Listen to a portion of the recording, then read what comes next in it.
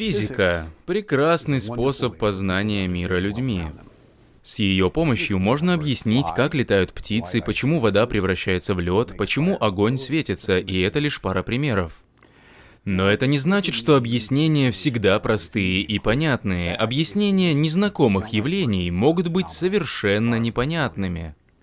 Пожалуй, двумя самыми трудными для принятия теориями, с которыми сталкиваешься впервые, являются теория относительности Эйнштейна и квантовая механика. Первая рассказывает о том, как на движущихся часах время течет медленнее, чем на неподвижных, и о том, как движущиеся объекты сжимаются. Вторая теория гласит, что никакое измерение не может быть определенным, и что в субатомном мире безраздельно властвует вероятность.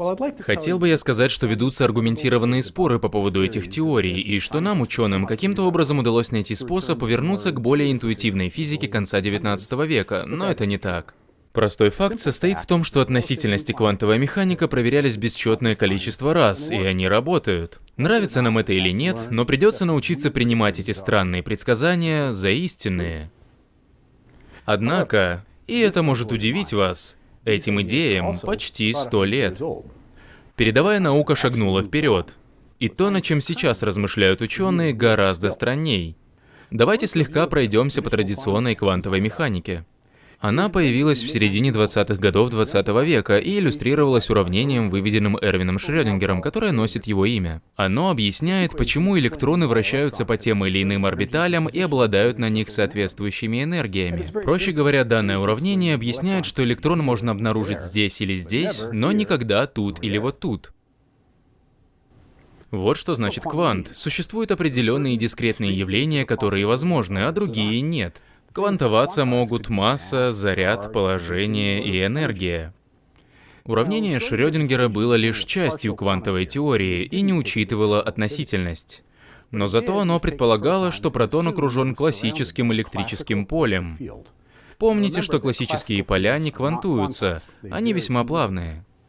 Однако все изменилось в конце 20-х годов 20 века, когда Поль Дирак начал возиться с квантовой механикой. Ему удалось успешно объединить квантовую механику и специальную теорию относительности Эйнштейна. А еще он возглавил поиск способа разработать полную квантовую теорию, и ему удалось найти квантовое описание электрического поля, окружающего протон. Мы называем это революцией вторичного квантования. Это значит, что электрическое поле было описано квантово-механически, и что это описание объединяло квантовое описание положения материи, которое описывалось первой квантовой революцией. В последующие годы эти идеи были обобщены, чтобы описать все субатомные силы, а именно сильное ядерное взаимодействие, слабое ядерное взаимодействие и электромагнетизм. Каждая сила имеет свое собственное точное описание, но все они примеры того, что мы называем теорией квантового поля, или КТП. Несмотря на то, что каждая из этих теорий обладает собственными особенностями, я бы хотел немного поговорить о некоторых общих истинах для всех квантовых полей. В теории современной физики все субатомные частицы можно рассматривать как порождаемые полем. Тогда частицы, которые мы наблюдаем, просто локальные колебания поля. Поэтому, согласно теории квантового поля, правильнее всего представлять субатомный мир как такой, где повсюду, и я имею в виду вообще везде, существуют мириады полей. Поля верхних кварков, поля нижних кварков, поля электронов и так далее. И что частицы — это просто локальные колебания полей, распространяющиеся повсюду.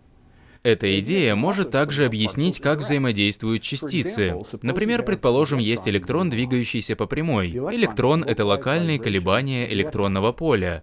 Если электрон испускает фотон, тогда с точки зрения теории квантового поля получается, что энергия электронного поля порождает локальные колебания фотонного поля, которое затем удаляется. Таковы основные особенности теории квантового поля. Теоретическая физика просто представляет, что в обычном пространстве присутствует множество полей для всех известных субатомных частиц, и что локальные колебания могут быть обнаружены где угодно. Эти поля могут взаимодействовать друг с другом подобно двум камертонам. Эти взаимодействия объясняют, как частицы создаются и уничтожаются. По сути, энергия от колебаний перемещается от одного поля и порождает колебания в поле другого типа. Конечно же, вычислить что-нибудь с помощью подобного описания очень и очень сложно. Математика может быть довольно безумной.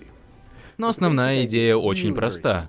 Если оглянуться вокруг, и если вы хотя бы немного можете мыслить творчески, можно представить эти колебания повсюду. Не знаю, как вам, но по мне это очень крутая идея.